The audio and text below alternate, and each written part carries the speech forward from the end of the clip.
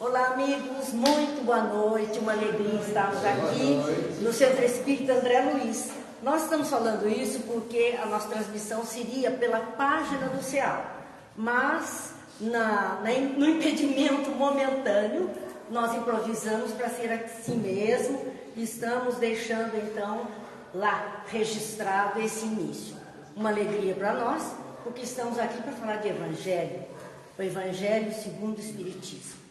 Isso e rever os amigos, depois poder abraçar, tanto tempo que a gente não faz isso, a gente está com saudades. Mas vamos fazer a nossa prece primeiro de tudo. É isso que nós temos sempre o compromisso de fazer. Pai de bondade, que a sua luz e a sua paz nos envolvam. Fortaleça em nossas almas a fé e a esperança. Nutra os nossos corações de energia saudável, nossa mente de luz, para que possamos verdadeiramente visualizar o caminho que precisamos trilhar. Abençoa-nos, Pai. Abençoa-nos, Mestre, na intenção de fazermos as reflexões dos teus ensinos, que haverão de guiar os nossos passos para a eternidade. Que os bons amigos espirituais estejam junto de nós, nos intuindo, nos inspirando, nos fortalecendo a fé, nos enchendo de esperança. E que a paz permaneça com todos, agora e sempre. Bem, feita a nossa prece, temos essa proposta de estudarmos o Evangelho segundo o Espiritismo aqui no André Luiz, toda quarta-feira, das 19h30 às 20h30. 1 hora de estudos por semana a respeito da obra O Evangelho segundo o Espiritismo. O André, nosso companheiro de jornada, que nos fez esse convite para que estivéssemos aqui, Bonani também, e assim, junto com os amigos aqui que estão por hora na direção, na frente de trabalho da casa, nós queremos fazer essas reflexões. Conforme foi pensado, nós faremos 3 semanas de estudos. Na quarta semana é uma noite de conversação, de questionamentos dentro da doutrina espírita, evidentemente, tudo aquilo que possa nos interessar e a gente possa trazer. Como é experimental, vamos ver se vai funcionar bem e qualquer coisa nós estaremos adaptando essa nossa possibilidade de realização de conformidade com a necessidade que surge. Você quer dizer alguma coisa, André? Não? Então vamos tocar em frente e vamos direto para essa obra que é alvo dos nossos estudos hoje. Claro que para falar do Evangelho segundo o Espiritismo, nós precisaríamos mesmo fazer um apanhado, uma apresentação da obra, das coisas que deram origem a essa obra, a razão da existência dela, para depois nós podermos entrar nos estudos. Nós costumamos seguir, porque cada um de nós se adequa mais a um autor, a uma tradução de um livro. Para nós, o Evangelho é sempre Herculano Pires. Então, se porventura forem fazer uma leitura que tem alguma palavrinha um pouquinho diferente, é só uma questão de tradução, porque a essência da mensagem é a mesma. É que às vezes a ordem das palavras na tradução de um autor para outro difere. Mas nós seguimos sempre Herculano, que gostamos mais. Já no Livro dos Espíritos, gostamos do Guilhom Ribeiro. Então, são manias que a gente vai adquirindo e que a gente tem mais facilidade de entendimento. A questão é, então, o Evangelho segundo o Espiritismo, que de início não teve esse nome, não recebeu esse nome. Recebeu o título de Imitação do Evangelho. E é interessante, porque quando Kardec propôs imitação do Evangelho, é porque ele não achava que seria algo digno de estar pautando os ensinamentos no sentido de modificar aquilo que a igreja de até então trazia. Mas foi exatamente por isso que os amigos acharam que ele deveria mudar esse título, porque ao falar imitação, parece que você quer criar alguma coisa que não era muito boa, ou copiar, ou criar alguma coisa com raiz no outro. E não é para criar nada, era uma forma de interpretar o que existia. Então, por conta disso, o mais lógico é que fosse Evangelho segundo o Espiritismo. Segundo de conformidade com os ensinos do Espiritismo, pela visão do Espiritismo. Esse é o segundo o Espiritismo. Da mesma forma que quando pegamos o Novo Testamento, nós temos lá Evangelho segundo Mateus, segundo Marcos, segundo Lucas, segundo João. É o Evangelho trazido na ótica daquela pessoa que relatou. Assim, Evangelho segundo o Espiritismo.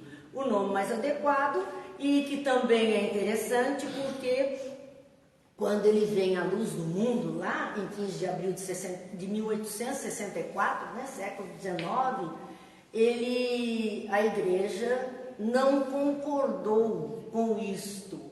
Até ali ela aceitava aquele espiritismo nascente como ciência e filosofia. Apenas como isso. Era uma época de pensadores. Então, ciência e filosofia estavam na onda, estavam em pauta, e assim as pessoas achavam, tá bom, não nos incomoda. A hora que entrou o quesito religião, que entrou o código de moral do Cristo, a igreja não permitiu e tirou então o espiritismo de lado. Kardec sabia que seria assim, mas não se arrastou por isso. O espiritismo foi seguindo o seu código de moral da mesma forma, mas ela entendeu que agora tinha diante de si uma religião e ela não podia aceitar dentro daquela proposta filosófica religiosa uma outra religião. Então por isso ela excluiu. Quer dizer, algo que são os homens, não tem nada a ver, são os homens que são assim. Então nós temos nesse evangelho contendo a lei moral, a lei que conduz o comportamento das pessoas.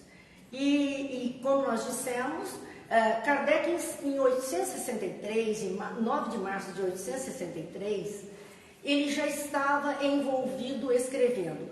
O Evangelho segundo o Espiritismo é tão sério que, para escrever esses textos todos, fazer essas reflexões, Kardec, ele simplesmente se isolou. Ele foi para uma estação de águas em Lyon, que é a mesma estação de águas onde ele nasceu. E ali ele ficou isolado das pessoas, até de Amélie Goudet, sua esposa, por meses escrevendo a obra em silêncio, em sigilo, sem que ninguém soubesse, porque ele entendia que era algo muito sério, era algo muito importante. Por conta disso é que ele então se isolou.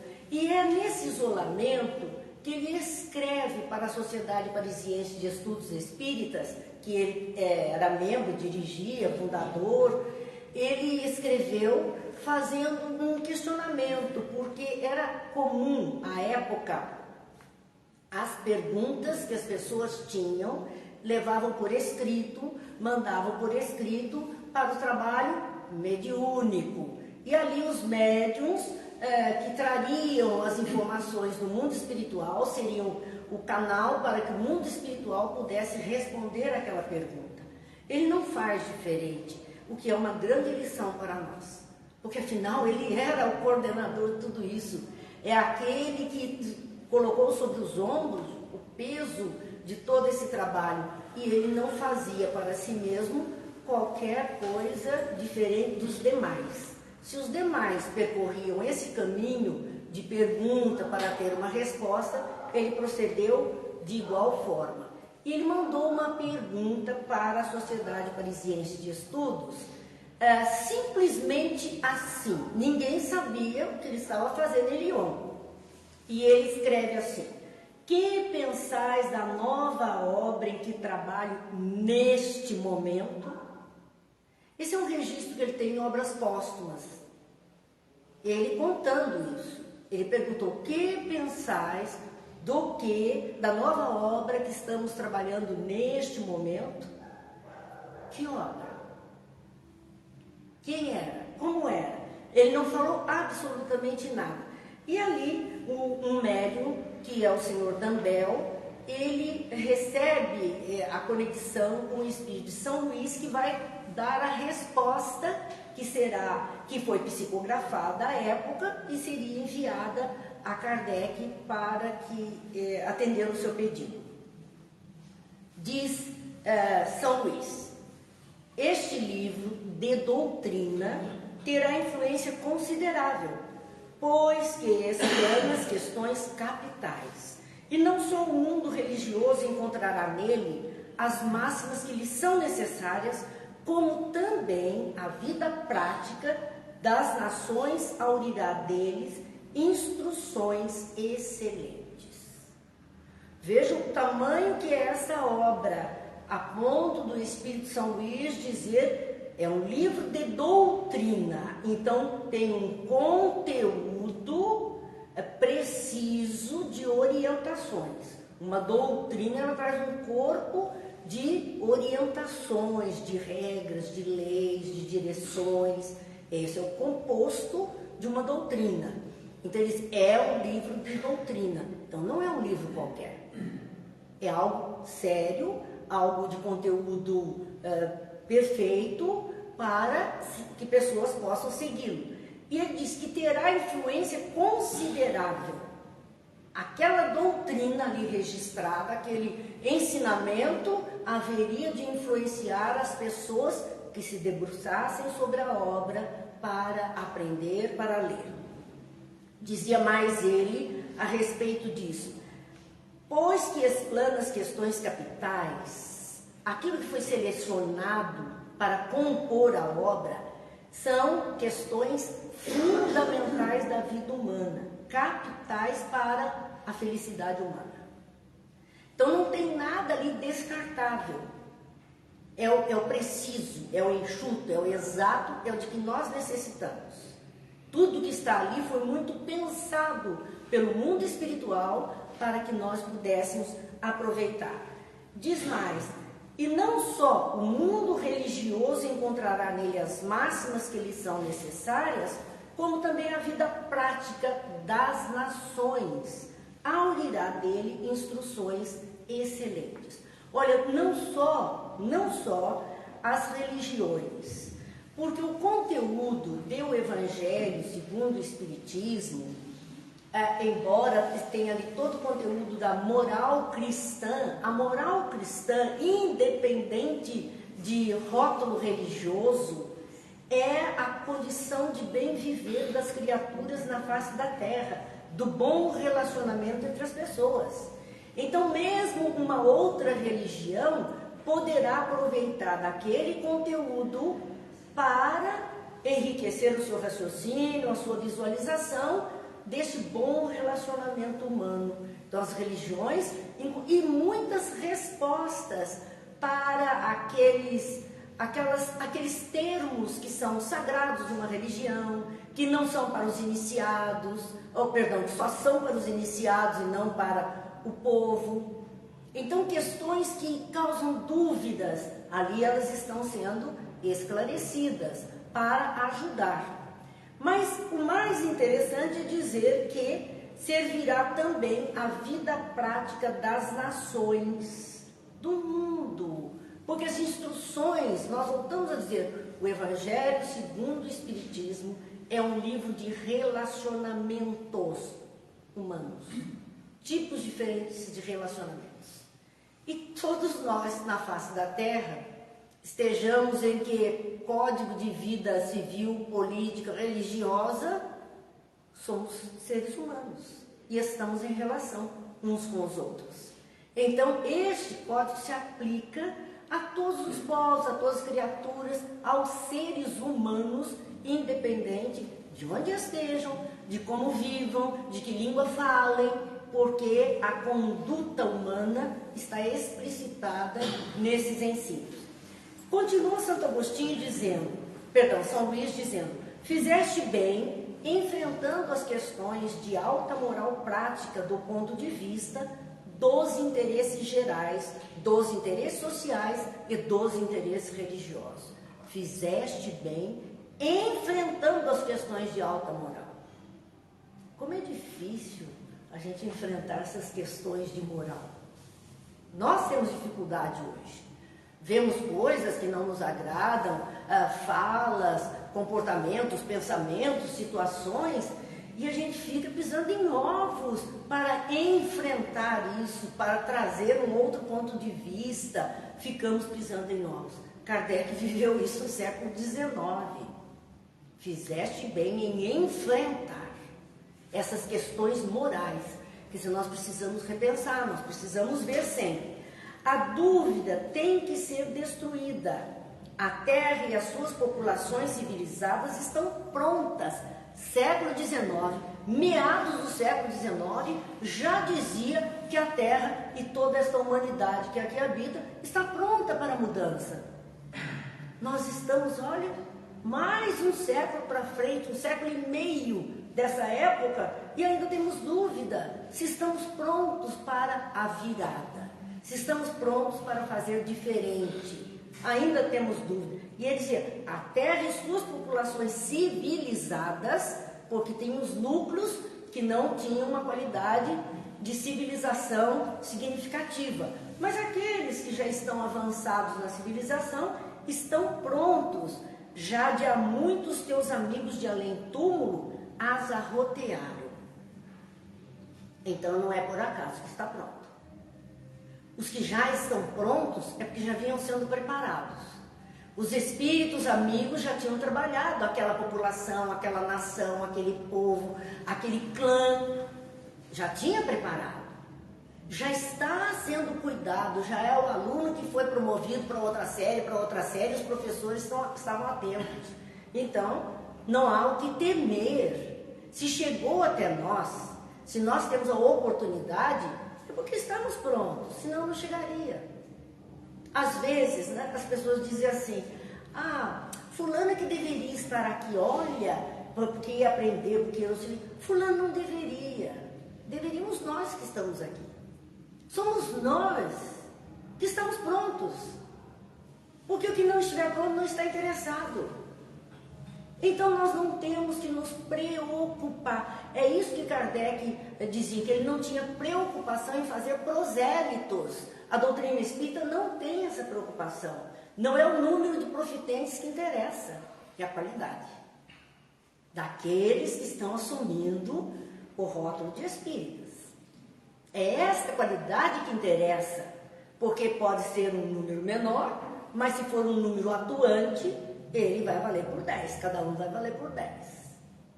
Nós temos só que confiar. Lança, pois, a semente que te confiamos, porque é tempo de que a Terra gravite na ordem irradiante das esferas e que saia, afinal, da penumbra e dos nevoeiros intelectuais.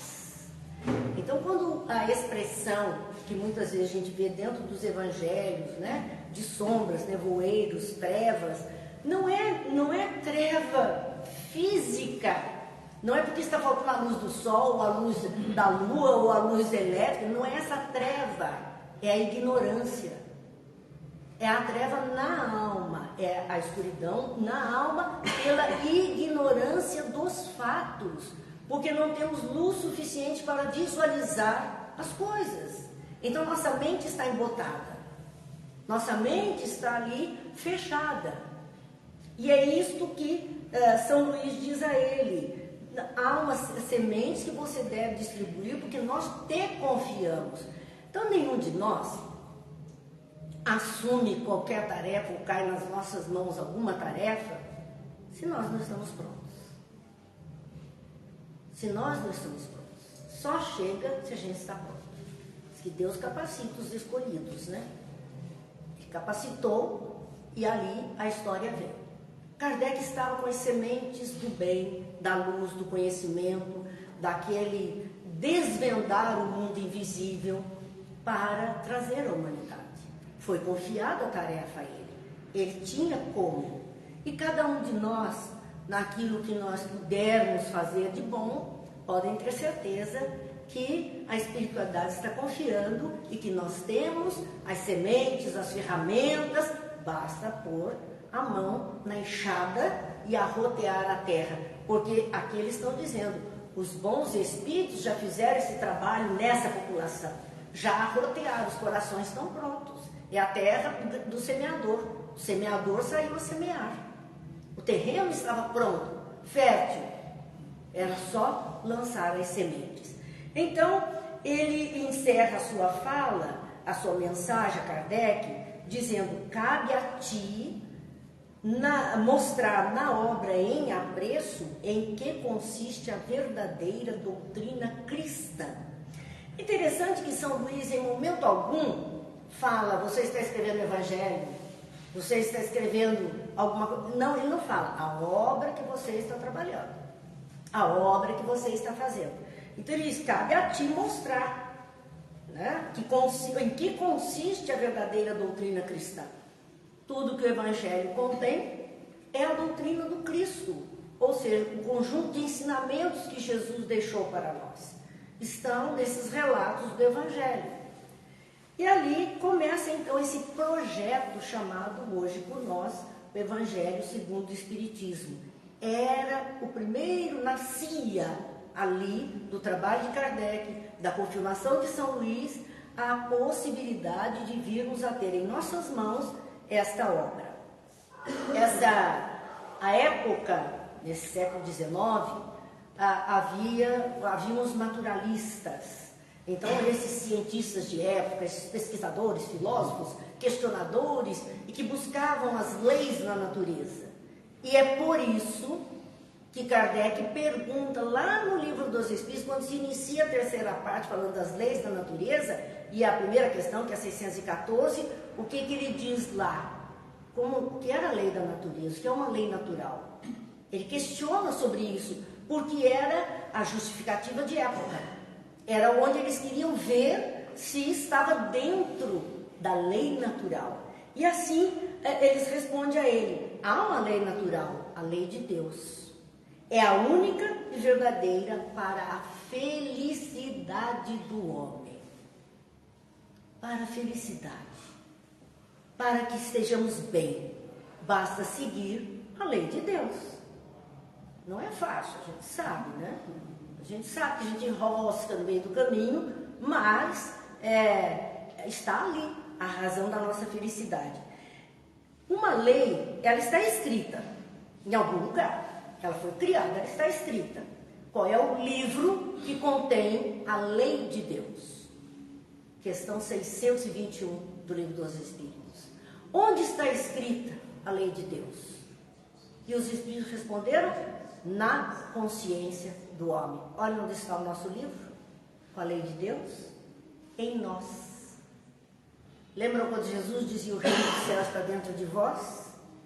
A felicidade está dentro, é uma conquista do Espírito, não adianta procurar a felicidade para fora, porque ela é um estado daquela alma. A lei de Deus está escrita na consciência do homem. Esse é o livro. Muito bem, nós temos a lei e temos o livro. Mas e para eu entender isso?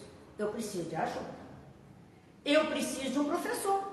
Eu preciso de alguém que me ajude a entender essa lei. E aí nós vamos àquela questão 625.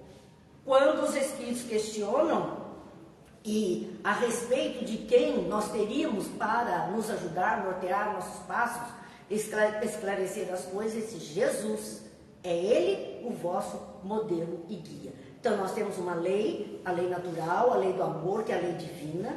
Ela está escrita no livro da nossa consciência, então não tem como a gente ter desculpa, como a gente dizer não sei, perdi. Como espíritos, nós sabemos muito bem. A gente pode não mostrar, não querer abrir o livro. Isso a gente pode. Mas que está aqui, está. E há um professor para nos ajudar a entender essa lei. Jesus, é Ele o vosso modelo e guia. Então, partindo daí, nós vamos voltar na questão 621A. Porque Kardec diz, olha, mas se tudo já está escrito, tudo já está dito, o que a doutrina espírita tem mais para revelar? Pois já estava tudo nos ensinos de Jesus, e os ensinos de Jesus estão lá no Novo Testamento, Atos dos Apóstolos, tudo lá. Então, o que a doutrina espírita poderia fazer nesse aspecto? E os espíritos respondem que havia uma necessidade de ser revelada, porque o homem a esqueceu ou a desprezou. Então o Espiritismo, especialmente no Evangelho segundo o Espiritismo, que trata dessa lei de Deus, a lei do amor, na sua maior aplicação através dos ensinos de Jesus, nós vamos ver que ele veio simplesmente para nos fazer lembrar aquilo que nós esquecemos, aquilo que nós menosprezamos. Ele veio chamar atenção, ele veio acordar, trazendo exemplos, trazendo testemunhos, contando das situações, para que a gente, enfim, faça diferente a partir daí. Ele não veio modificar, ele não veio acrescentar. É o primeiro capítulo do Evangelho, está lá, Jesus dizendo, eu não vim destruir a lei nem os profetas, eu vim dar continuidade. E o Espiritismo não veio destruir a lei nem os profetas, nem Jesus veio dar continuidade também, para que a gente possa entender. Ali, então, nós vamos para a questão 627 do Livro dos Espíritos, que é a utilidade, então, desses ensinos dos Espíritos. Qual utilidade teria? Terão que nos ensinar mais alguma coisa? E eles respondem, a verdade tem que ser inteligível para todo mundo. Então eles procuraram trazer uma linguagem mais fácil, mais acessível, mais de acordo com a nossa época. Não muda-se o ensino, traz-se o ensino para a nossa realidade, usando as palavras do vocabulário específico que temos neste momento e das situações que vivemos. E aí a lição fica entendida, se torna inteligível para todas as criaturas.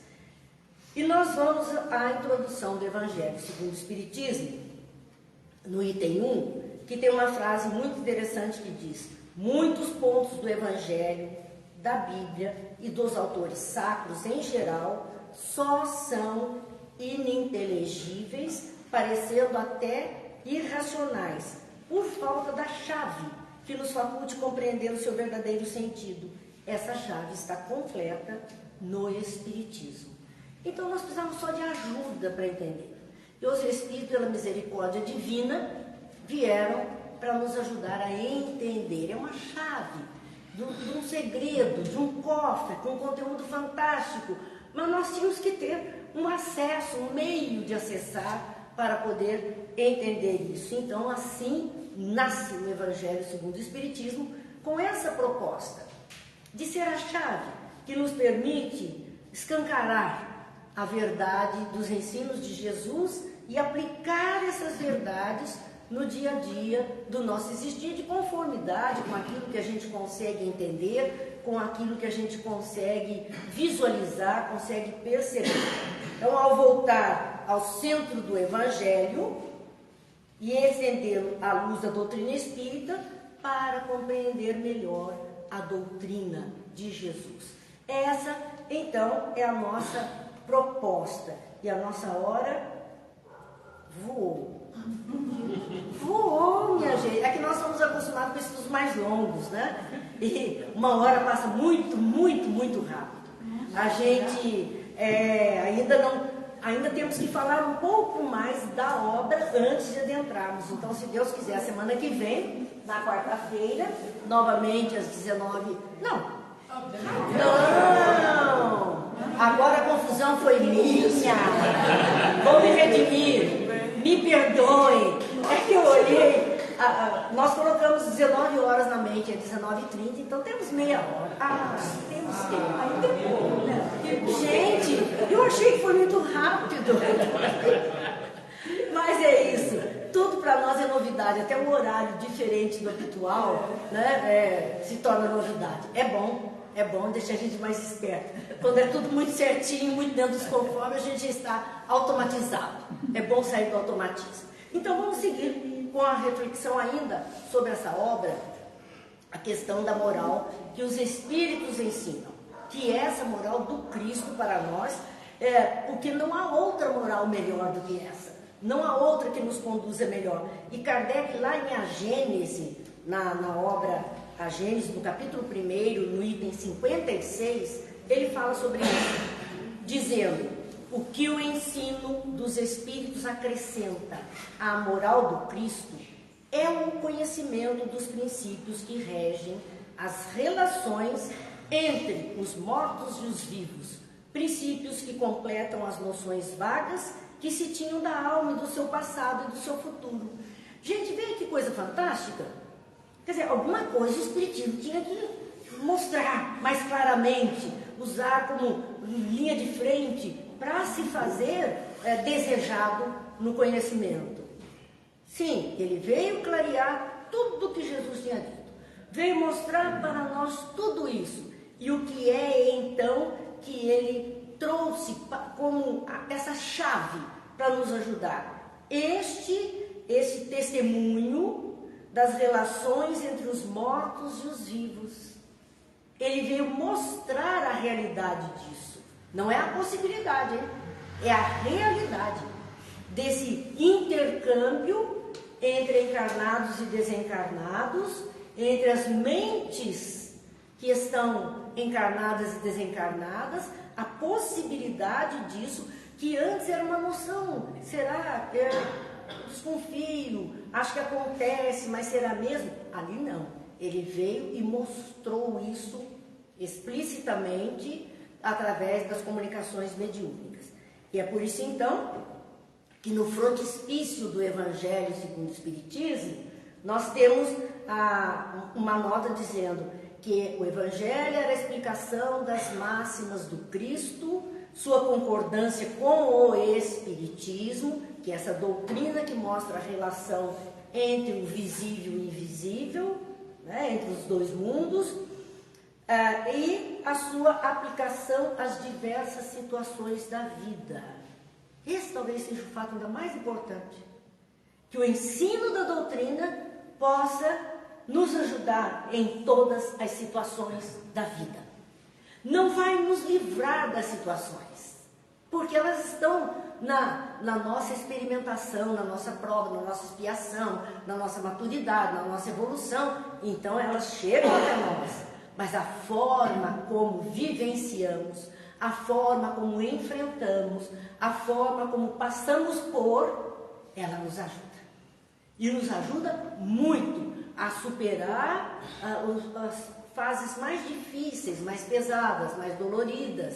Ela nos ajuda a ter visão dos fatos e saber, nada é ponto final, tudo é vírgula.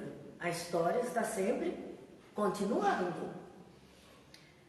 No Evangelho em si, e ali é uma análise que Herculano Pires faz na parte de explicação, na tradução que ele executou, ele diz o seguinte a respeito uma análise que ele fez, dizendo: os evangelhos de Jesus, ou narrados pelos Espíritos, na época os apóstolos de Jesus, os 4 sinóticos, mas nós temos que saber que existem mais de 80 evangelhos, né? Muitos são chamados apócrifos, 4 são os sinóticos que a igreja admitiu, alguns consideram Atos dos Apóstolos o 5º evangelho, como um 5º evangelho. Então, há essa situação dos evangelhos em si.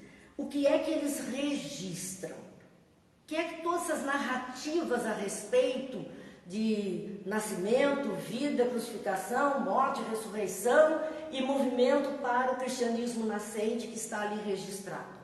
O que é que diz? Atos comuns da vida do Cristo, narrados. Nós vamos ver que nem todos os atos estão nos 4 evangelhos sinóticos. Há atos que algum deles não registra, porque o viés de percepção era outro, não achou aquilo importante. Como cada um está narrando os eventos, ele narra aquilo que ele presenciou, aquilo que ele viu, aquilo que ele registrou. Então, existem atos comuns. Esses atos comuns podem dar confusão. Podem dar confusão. Eu mesma, muito ao pé da letra, né? Hoje não mais, mas já fui muito ao pé da letra, muito radical, pé da letra, e eu vi assim, Lago de Genezaré, Mar da Galileia, onde é que Jesus estava? É Mar da Galileia ou é Lago de Genezaré? Porque para mim tem bem diferença. Mar tem água salgada, tem onda, tem tudo. O lago é água doce, parada, ali, contida. E eu fiquei muito cismada por muito tempo. Olha que bobagem, que perda de tempo. Não aconselho ninguém a fazer assim. Isso é perda de tempo nossa, porque são atos da vida de Jesus. Eu dizia, mas ele falou em cima do monte ou falou embaixo do monte? Que tamanho era esse monte? Sermão da montanha. Que montanha era essa? A gente depois teve a oportunidade de ir lá e ver em loco tudo isso. Ficou mais fácil. Aí a gente descobre como é que é a verdade. Mas veja, são coisas que não levam a nada e que nós perdemos um tempo da nossa vida. Para quê? Em que isso vai enriquecer o meu existir? A não ser o ego que brilha, né? Que a gente dá o lustro assim. A não ser isso. Mas a gente vê, gente, como é absurdo. Mas esses atos comuns da vida do Cristo, ele foi, ele falou, ele estava sentado, ele estava em pé, um diz que é sobre a montanha, outro diz que é embaixo da tamareira, onde é que ele estava? Tudo isso só causa confusão. E são registros. A pessoa está contando uma história, ela conta da moda dela. Então, por conta disso, esses registros ficam e dão confusão. Os milagres, que é uma outra parte narrada. Um conta de um jeito, outro conta de outro jeito, um narra o milagre, o outro não narrou aquele milagre. Então, como é isso e como aconteceu, quais foram os envolvidos, e lá vamos nós perder um tempo para entender essas coisas e discutir. São questões teologais que nós estamos ali batendo cabeça sem necessidade. Terceiro ponto, as predições. Mas Jesus disse, profetizou, e aí nós vamos para a ideia dos profetas antigos, como adivinhos, como aqueles que faziam a buena dicha, que podiam prever o futuro, e a palavra profeta não significa isso, significa aquele que fala, aquele que esclarece, aquele que orienta, então era o professor de época, diferente daquilo que a gente toma como profecia, vai acontecer, não vai acontecer, coisas que nós vamos perdendo o nosso tempo. As palavras que foram tomadas pela igreja como fundamento de seus dogmas. Então, há palavras nos textos que foram ali extraídas e que fariam, então, parte dos dogmas da igreja. Tudo isso é coisa nossa. Tudo isso é pelo nossa vaidade, nosso poder intelectual, demonstração de conhecimento. Não reflete nada mais do que isso. Então, o Evangelho, segundo o Espiritismo, conforme analisa Herculano Pires, deixou essas partes, essas 4 partes que poderiam trazer conflitos de interpretação, de tradução. Né? Nós não dominamos hebraico, aramaico. O aramaico era a língua de Jesus. Como nós vamos? Só tem um povo que fala aramaico hoje na face da terra. É o povo de Jesus, não, que ainda existe, eles falam aramaico e usam aramaico. Hoje o hebraico está lá, mas e as outras línguas, o grego, que chegou lá também, depois o latim, como fica tudo isso? As traduções vão torcendo. Então, o Kardec se ocupou, através da inspiração dos espíritos superiores, em pegar somente o ensino moral, o conteúdo moral, aquilo que serviria para guiar os nossos passos. E aí não tem confusão. Aí não vai ter como um dizer não é assim, é assado. Não tem. Porque o conteúdo moral dos ensinos de Jesus são únicos. Ninguém vai poder modificar isso. Então, nas 4 primeiras partes, nós poderíamos ter controvérsias. Mas na 5ª parte, ela se conservou inatacável. A moral que o Cristo trouxe é inatacável, é perfeita. E essa é que é o objeto da obra, o Evangelho segundo o Espiritismo. Ali, então, nós temos na introdução do Evangelho, Kardec dizendo: todo mundo admira a moral evangélica.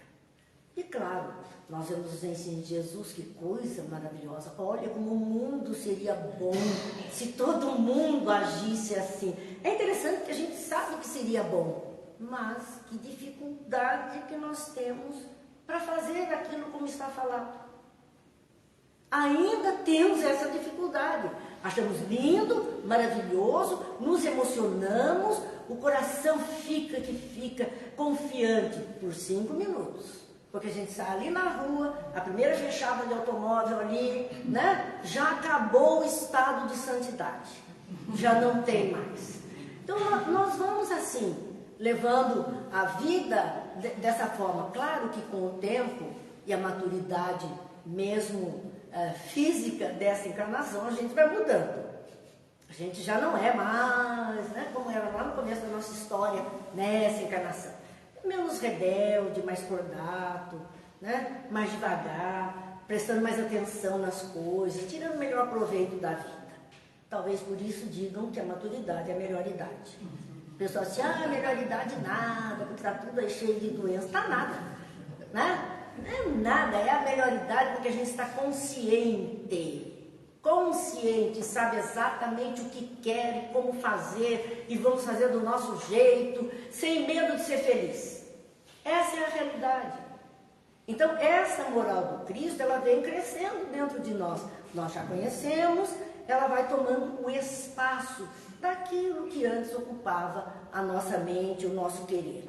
Assim, diz ele a respeito disso, que todo mundo admira essa moral evangélica, todos proclamam a sua sublimidade e sua necessidade, mas muitos o fazem confiando naquilo que ouviram ou apoiados em algumas máximas que se tornaram proverbiais, porque poucos conhecem a fundo, menos ainda a compreendem e sabem tirar-lhes consequências. E é formidável, porque nós guardamos algumas máximas, né, algumas palavras, algum salmo, alguma citação evangélica, aí você passa, o caminhão está passando, está lá no para-choque dele escrito, né, no vidro de um ônibus, num dístico, num carro, tem lá, a frase está lá. O dono às vezes nem presta atenção no que está lá, né, mas está lá. Então nós nos acostumamos com esse conhecimento muito raso, bonitinho, significativo naquele instante, que bonito, vou pôr lá na parede, pus na parede e esqueci. Como muita gente faz, nossa, Evangelho segundo o Espiritismo é maravilhoso, vou comprar um aparador e vou colocar aqui sobre o móvel, que é lindo, maravilhoso, e ali fica a mosca, o pernilongo, a poeira, a aranha, porque não se manuseia, e acha que porque tem ali os espíritos, então eles estão tomando conta, estão cuidando de tudo. Não é assim. A obra é para ser manuseada, lida, relida, pensada, exercitada. Não basta apenas ser bonitinho e colocado em algum lugar. Assim, dentro dessa introdução, Kardec diz, esta obra é para a luz de todos. Dela podem todos aurir os meios de conformar com a moral do Cristo o respectivo proceder. Olha, conformar com a moral de Jesus o nosso procedimento. Ela veio com essa intenção de fazer que a gente entre no trilho de Jesus. Sabe aquela ideia, eu sou o caminho, a verdade e a vida, ninguém vem ao Pai a não ser por mim? É exatamente isso. Mas eu tenho que querer ir. O caminho está aberto. A escolha é minha. Então eu tenho que querer seguir adiante tudo isso. Aos espíritas, e aí vem uma puxadinha a mais. Aos espíritas oferece aplicações que lhe concernem de modo especial. Então, aquele que verdadeiramente queira buscar a clareza, a lucidez, a orientação, a esse vai ser pedido um pouquinho mais. A quem muito for dado, muito será pedido. E não tem escape. Nós não podemos alegar ignorância. Então, temos que saber. Desenvolve os tópicos religiosos do Livro dos Espíritos e representa o manual de aplicação moral do Espiritismo. Então, Herculano analisou muito bem a respeito disso. Então, na organização dos capítulos do Evangelho, nós vamos ter máximas, comentários, instruções, tudo que nos é trazido ali para o nosso proveito. Existe uma divisão, né, uma sistematização. Kardec era um professor e tinha esse hábito mesmo de organizar. Então, há primeiro um controle do ensino. Na introdução do Evangelho está a autoridade da doutrina espírita ali relatada, e o primeiro controle do ensino é o da razão. Pensa, para e pensa. Não é aceitar simplesmente. Veja se tem razão de ser, se você está concorde, se tem fundamento. Não é simplesmente olhar, nossa, que lindo, vou guardar. Não, vamos pensar e aplicar. Então, o primeiro controle é o da razão, ao qual é preciso submeter, sem exceção, tudo que vem dos espíritos. Não é porque um espírito passou uma mensagem, uma informação, uma orientação, que a gente cegamente vai aceitar. Jesus dizia, cuidado com os falsos profetas. E no Evangelho segundo o Espiritismo nós temos os falsos profetas na erraticidade. Porque ele desencarnou, mas não morreu. E se aqui ele era falso, ele quer continuar fazendo a falsidade. Ele só desencarnou. Tirou aquela vestimenta pesada que era a carne e continua livre, leve e solto, irresponsável, falsificando, fazendo fake news, adoidado. É isto. E as pessoas vão aceitando. Não, mas é um espírito. E daí? O que ele tem? Eu também sou. A diferença é que eu estou encarnado e ele está desencarnado. E daí? Então vamos parar e pensar. Não se pode ser tão crédulo assim. A razão cobra isso de nós. Vamos com calma, vamos observar, vamos analisar, pensar bem sobre isso. E após esse controle da razão, então vem a concordância entre as revelações. Essa concordância entre as revelações é muito interessante, porque nos capítulos nós temos a abertura com uma citação, na maioria dos casos, do Novo Testamento, mas existe alguma que é do Antigo Testamento também. Do Novo Testamento da Bíblia. Após isso, o que nós temos no Evangelho são os comentários do próprio Kardec.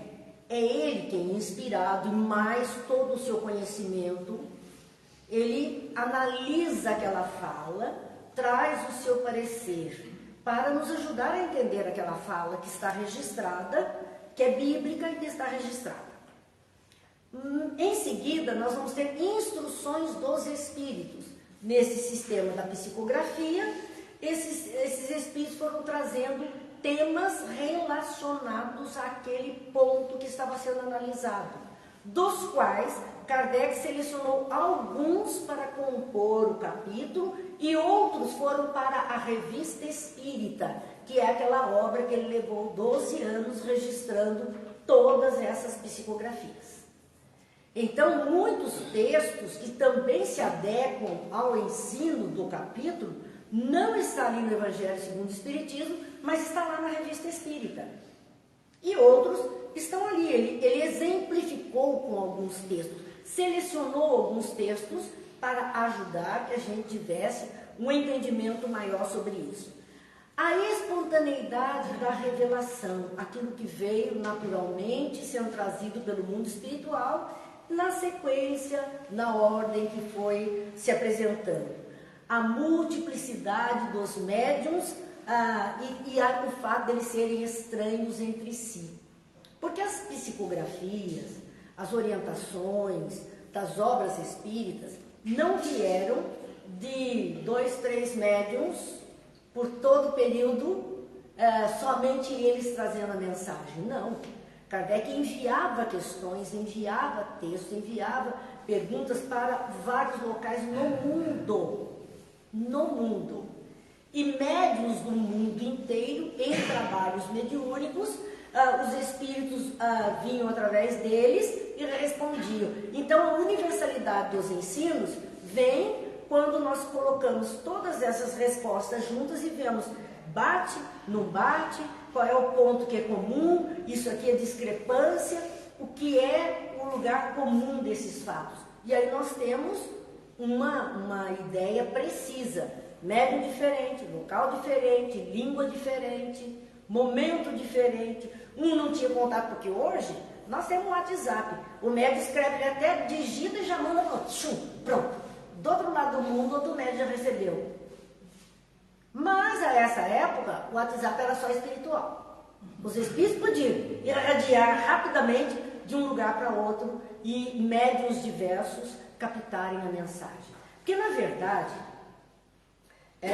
na questão aqui, são espíritos diferentes e médiuns diferentes. Mas, às vezes, um mesmo espírito, ele irradia o seu pensamento. Ele é como uma antena de televisão, de rádio, que lança no ar o seu programa. Quem estiver sintonizado naquela onda, vai captar a imagem, o som, vai captar a mensagem, a notícia, o programa da rádio ou da televisão. A antena emissora foi uma, mas as antenas receptoras são milhões. Então, um ensinamento do mundo espiritual pode ser trazido por um espírito superior. O Dr. Bezerra de Menezes tem muito disso. Ele irradia o pensamento e quem estiver na onda dele vai captar esse ensinamento. Vai pegar aquela ideia, aquela informação e vai transcrever da sua maneira, vai traduzir da sua maneira aquele ensino. Mas aqui então, na posição em que nos encontramos, diz Kardec, a receber comunicações de perto de 1000 centros espíritas sérios. Interessante ele colocar centro espírita sério, quer dizer, tem centro espírita que não é sério. É por isso que nós temos que ter atenção. É por isso que nós temos que observar os acontecimentos, o que é que está sendo falado, o que é que está sendo ensinado, o que está sendo pedido, como é que estão trabalhando ali. Porque ele diz, foram mais de 1000, perto de 1000 centros espíritas sérios que receberam a comunicação, disseminados pelos mais diversos pontos da Terra, e achamos em condição de observar sobre que princípio se estabelece a concordância. Foi aquilo que ele fez, pegou e foi analisando. São 1000 centros espíritas, 60 espíritos participaram do Evangelho, trazendo o seu contributo, as suas mensagens. São 130 máximas de Novo e Antigo Testamento que contém a obra. A gente vai usando, não percebe que é tudo isso, esse volume de coisas. Mas está tudo ali, né? E os médios diferentes de vários pontos da Terra. Para nós concluirmos, e agora sim, né? Nós temos uns minutinhos aí, verdadeiramente dentro do nosso horário. Como dissemos, o Evangelho é um livro de relacionamento humano. São 3 níveis de relacionamento que nós fazemos, todos nós. Primeiro, o relacionamento com Deus.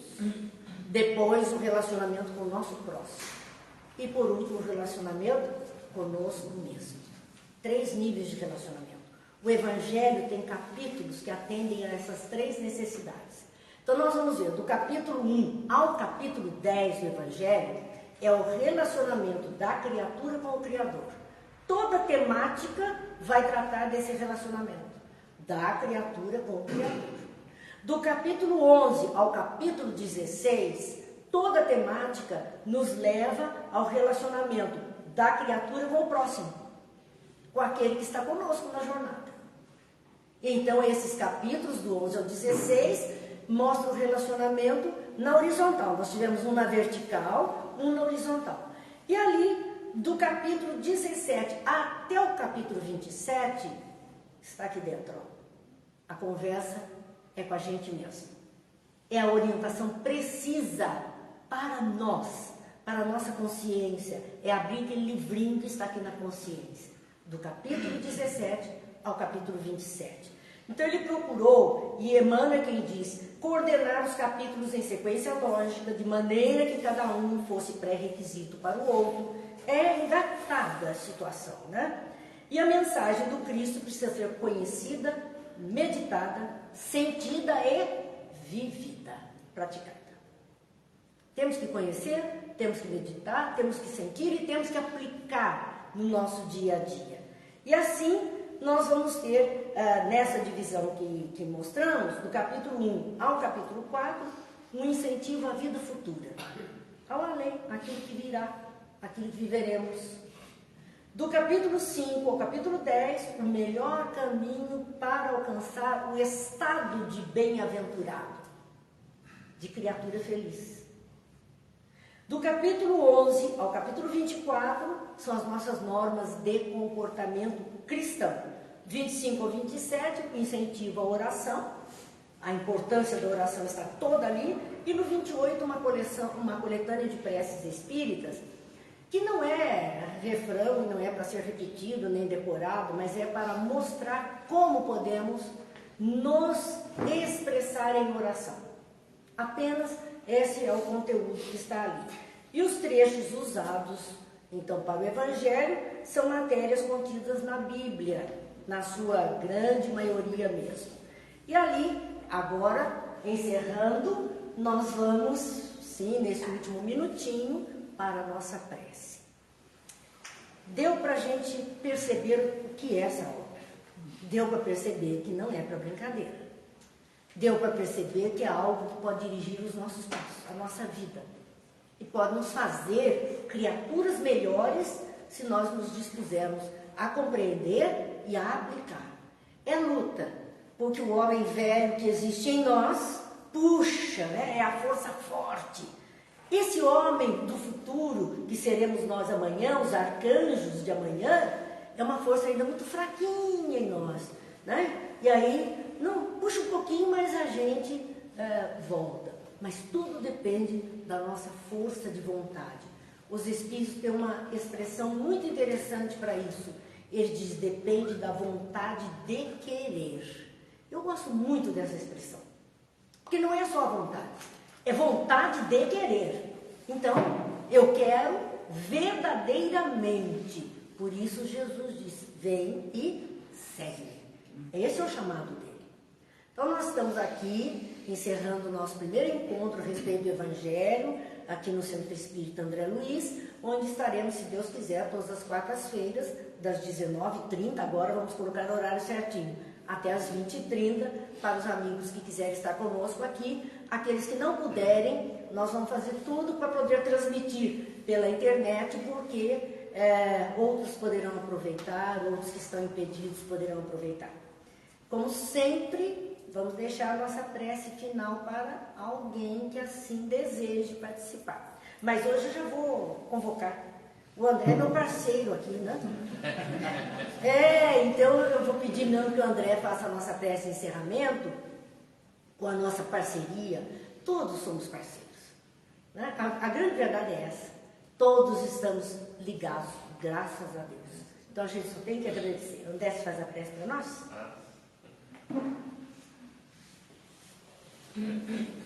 Antes de fazer a prece, né? Só contar um pouquinho da história desse evento, né? Porque, na verdade, nós somos só instrumentos, né? Como que a espiritualidade, ela planeja tudo. E quando a gente está aberto, né, a fazer o bem, a procurar intermediar, a trabalhar, sermos trabalhadores do Cristo, as coisas vão acontecendo. Então, hoje está sendo um marco importante aqui na casa, aqui no Centro Espírita André Luiz, porque não tem como uma casa espírita não ter um estudo direcionado do Evangelho. O Evangelho segundo o Espiritismo, sem dúvida nenhuma, é a obra mais importante, né, da codificação. Como dizia Chico, o Espiritismo é Jesus de novo no coração do povo, o resto é conversa fiada. Então é a obra mais importante, é a moral de Cristo. Todas as obras complementares da doutrina espírita, se nós formos observar, a essência delas é o Evangelho de Jesus. Nós estamos estudando aqui as obras de André Luiz, já estamos na 10ª obra, a reta final de Evolução em Dois Mundos, uma obra extremamente complexa, que tem uma vertente médico-científica intensa, mas em todos os capítulos, a essência principal de cada capítulo é o Evangelho de Jesus. E a mensagem mais importante das obras de André Luiz é o Evangelho de Jesus Cristo, é a moral de Jesus. Quer dizer, ou seja, o Espiritismo é para fazer com que nós incorporemos o Evangelho de Jesus nas nossas relações. Essa é a grande missão do Espiritismo. É do Consolador prometido por ele, por Jesus. E se a gente for pegar o prefácio do Evangelho segundo o Espiritismo, quem faz o prefácio? O Espírito da Verdade. O Espírito da Verdade falando que os Espíritos trabalhadores do Senhor vêm à Terra para esclarecer as verdades, dissipar as trevas. E é chegada a hora que nós construímos dentro de nós o Reino de Deus. É exatamente isso. Então estou muito feliz por ter sido bem usado aí pela espiritualidade e dar uma contribuição de trazer a Marina de volta, né? A Marina tem uma história aqui nessa casa, né, Marina? Trazê-la de volta para um trabalho, um estudo tão importante, que é a essência da doutrina. Então, gratidão. Né? Vamos aproveitar aqui então para agradecer a Deus, a Jesus, aos nossos anjos guardiões, aos nossos mentores, aos mentores dessa casa, pela oportunidade de estarmos aqui reunidos em nome dele, de nosso Mestre Jesus Cristo. Em cada frase, nosso querido e saudoso Chico Xavier sempre expressava e a sua maior mensagem de amor. Que possamos, desses encontros das quartas-feiras, poder fortificar esse amor de Cristo dentro de nossos corações e mentes, para que possamos fortificar a nossa fé, fortificar a nossa luz e podemos sermos luzes aonde quer que estejamos, fortificar esse nosso amor que nós temos dentro de nós, cada um de nós, é nato nosso, é o nosso DNA, nós somos filhos do Criador, criados para amar, que possamos nos tornar pessoas melhores, estudando e praticando o Evangelho de nosso Senhor Jesus Cristo. Que assim seja, graças a Deus.